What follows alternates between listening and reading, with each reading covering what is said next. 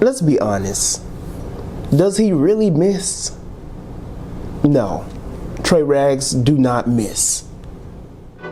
We present to you Arome Productions.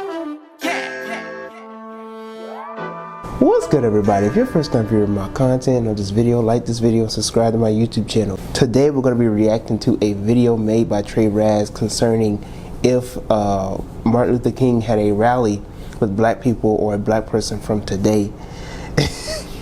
I've seen a little bit of this video and I gotta say this is funny as hell, but we're gonna watch the whole video in its fullness and we're going to get back to it and analyze what was said in the video. We might do a little recap of a video I did concerning Martin Luther King last year, so keep in sight of that. All right, so let's get into it. So we will march for freedom. We will march for equality. Because we have been fighting far too long. I don't care what they do. We will not stoop down to their level. I don't care if they punch us. I don't care if they yell in our face. I don't care if they push us. I don't care if they spit on us. Spit on who? What you mean? You. Who? What? You. Nigga, you lost your mind. Ain't nobody You spitting talk on to Dr. me. King like that. I'm sorry, ain't nobody spitting on me. Stop interrupting his speech. Yes, you will. In the name of freedom. Bro, listen. If you think I'm gonna let a nigga named Jacob spit on me, Young man. like, bro, you tripping. Hey, you listen here. I marched for my freedom. When I was punched, I marched. I was smacked with a brick on the back of my neck, and I marched. People was yelling in my face, and I marched. Now you tell me what you call that. A pussy. I would call you a pussy. Like, Young man. Sorry, bro. Young man. Like, listen, maybe you just built different, all right? Like, I'll give you that. Maybe you just built different.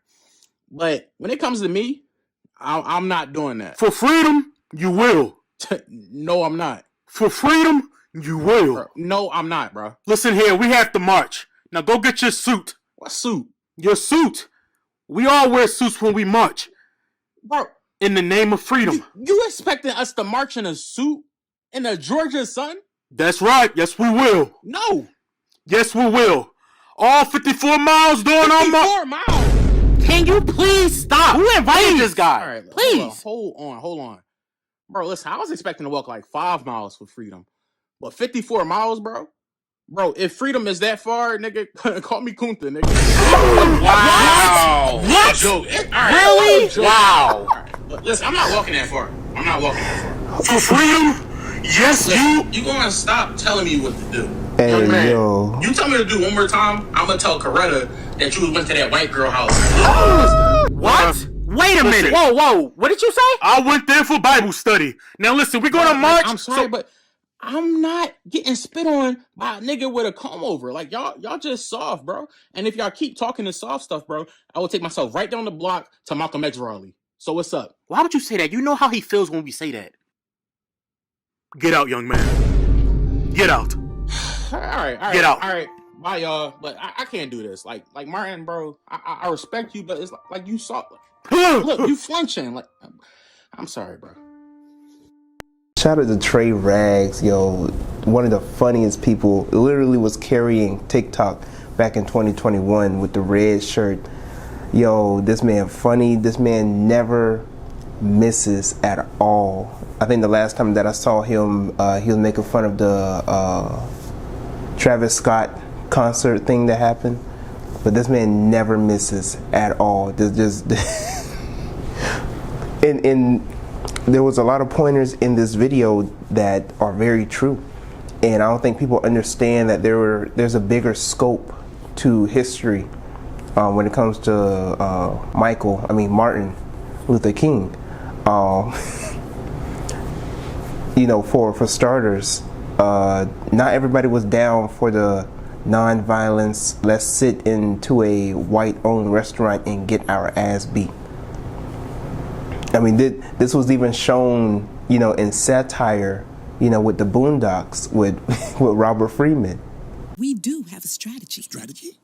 That's right. A brilliant strategy. Thank God. You should have said that before. I love strategy. Lay it on me. The most brilliant strategy ever conceived. Nonviolent direct action. Come again? You confront the oppressor and his unjust system. Incite him to violence without resorting to violence yourself. Why would we do that? To prove our moral superiority. So we make them want to attack us. Yes. And then we let them? Exactly. And we don't fight back? No. What about self-defense? Absolutely not. The only self-defense allowed is singing and a special kind of non-violent martial art, which protects your attacker at all times. Hard chin, soft hand.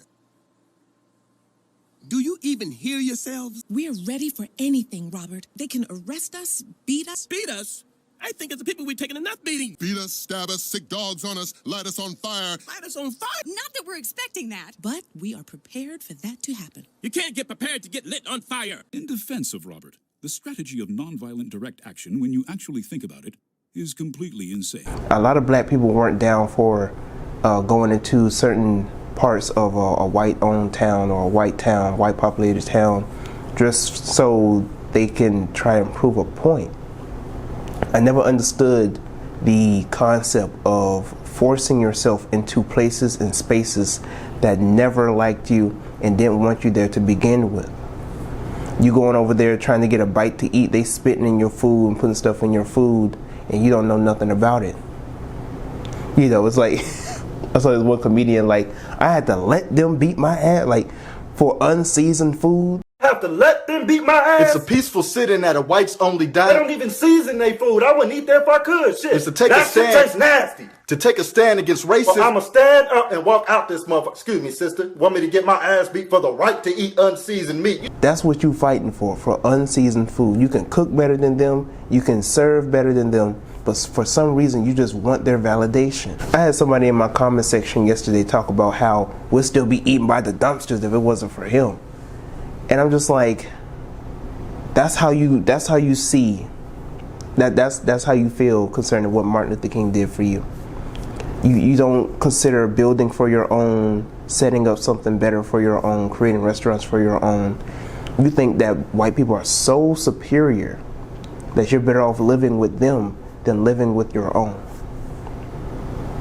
That's ridiculous. That's mind-boggling that there are a lot of people who feel this way and think this way, that, you know, Martin Luther King caused progression for black people because now we're in spaces that we were never allowed in, rather than creating our own spaces. And listen, I don't have anything against, well, I have a lot against Martin Luther King, but I don't have anything against people who uphold Martin Luther King to a high esteem or admire his work and his work ethic. When it comes to MLK, if you feel a certain type of way about MLK and you feel that he did what he had to do for his time, I don't have anything against you and how you personally feel about that. That is a matter of opinion. Another point that Trey Rags hit up on, and I love it, is beating up with that white woman, which serves a lot of truth, because if you didn't know, Martin Luther King messed with a lot of white women, and if I'm not mistaken, it wouldn't be too far from the truth if Coretta caught some things from Martin based upon how active he was with many of the white women. Something that Malcolm X even said, you know, concerning the civil rights activists and the leaders, is that they're pushing for integration so that they can be with their white women. Moses tried to separate his people from Pharaoh, and when he tried, the magicians tried to fool the people into staying with Pharaoh. And we look upon these other organizations that are trying to get Negroes to integrate with this doomed white man as nothing but modern-day magicians, and the Honorable Elijah Muhammad as the modern-day Moses, who's trying to separate us from the modern-day Pharaoh. Well, do you feel that the Negroes who are attempting to influence the policies and actions of our federal government, the Attorney General, the President of the United States, When James Baldwin recently had a conference with Robert Kennedy, he took Lena Horne, who's married to a white man, Lorraine Hansberry, who's married to a white man, Belafonte, who's married to a white woman, Edwin Berry of the Urban League, who's married to a white woman. Now, and whenever you have a group of black people sitting down with a white man supposed to represent the black masses, you can never get anybody who's involved in any intermarriage in any kind of situation who will be qualified to represent themselves as spokesmen for the black masses in this country. They were representing their own personal desires. They want to mix and mingle so that they can take their wife. They can go any of these places with their wife. They're involved in a mixed marriage.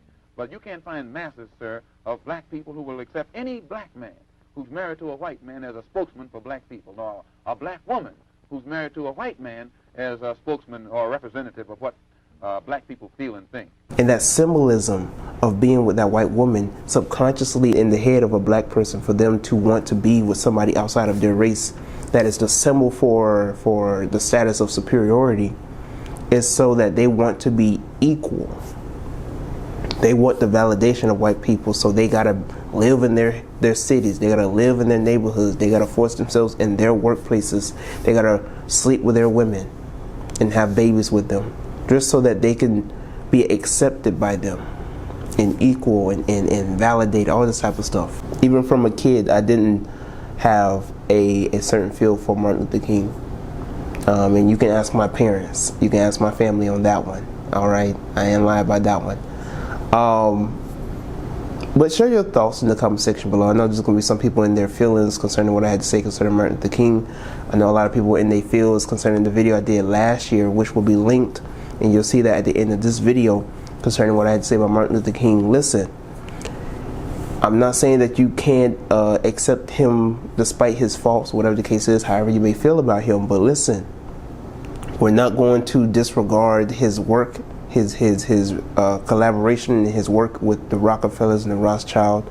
We're not going to excuse the agenda that he pushed on black people, where he was teaching black people to be defenseless and to accept white people even when they spit in their faces and beat them to a pulp. To love your enemies. That's what he was teaching black people, to love your enemies. Love those who despitefully use you and kick you to the ground. That's what he was teaching black people. And then you want to say, well, he said that he felt like he integrated his people into a burning house. Here's two scenarios you could look at this. One, if he did that, that doesn't excuse all the work that he did to bring his people into a burning house. If that was the case, and that's no excuse to forgive him for the work that he did to do that, right? But he wasn't talking about that. He was talking about the issue of the Vietnam War. And even with the scenario, going to number two, with bringing his people into a burning house, what was his answer? What was his solution for the burning house? Not get out the goddamn house. No, we should be the firemen. We should be the firefighters. We should be the martyrs of this issue. That's what he said. See, a lot of people, they want to quote the first part. He felt like he integrated his people into it. He regretted. No, he didn't regret. He didn't regret that at all. And even if you want to go with the scenario that he felt like he integrated his people into a burning house, he said that we should be the firefighters. He didn't say we should leave the house and build our own house. He said we should be the martyrs. But share your thoughts concerning the matters at hand in the comment section below. Make sure you like the video, subscribe to my YouTube channel, and share this video with other people. Alright? Until next time, I'm Tyrone, and I am out. Me, myself, and I. Ride it dolo, hit me up, might not reply. Feeling focused, got my optics on the light. Feel on the prize, you come for mine. Go suicide, I pay the price. Hey, just me, myself, and I. Ride it dolo, hit me up, might not reply. Feeling focused, got my optics on the light. Feel on the prize, you come for mine. Go suicide, I pay the price. Hey.